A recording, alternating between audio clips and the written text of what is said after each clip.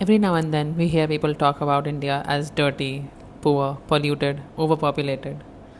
But if you want to know about a country, study its history before mocking its scars. Because what if these are not just random flaws, these are consequences? You cannot colonize a country for 200 years, drain its wealth, profit from its labor, exploit the population, and act shocked when the country suffers through poverty and overpopulation.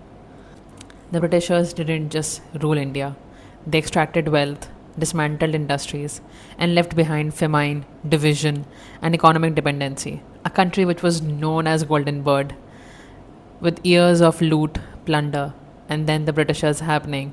The country filled its own pockets with India's wealth. When the entire World War I was commissioned over India's devastation, people were forced to make weapons, forced to starve, because apparently the needs of British came before the existence of India.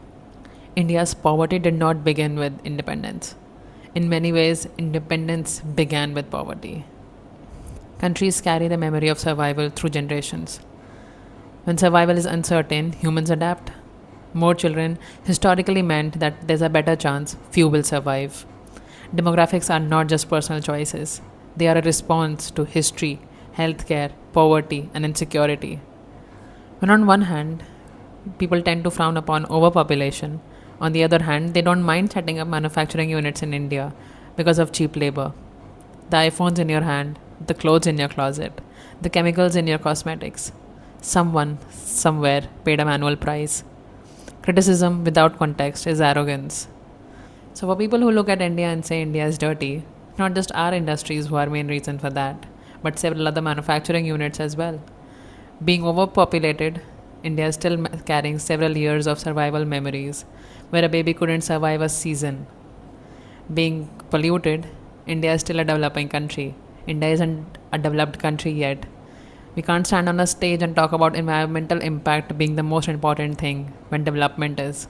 There are several Indians who are counting over that development for survival. And India being poor, India is the third largest economy in GDP. So, a country is not just its present conditions, it's a sum of history, exploitation, resilience, mistakes, survival, and recovery. India is a country who's still carrying centuries of scars while trying to compete in the modern world.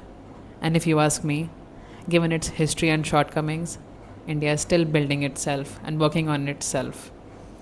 We accept our shortcomings and work on that, and that is a big damn deal.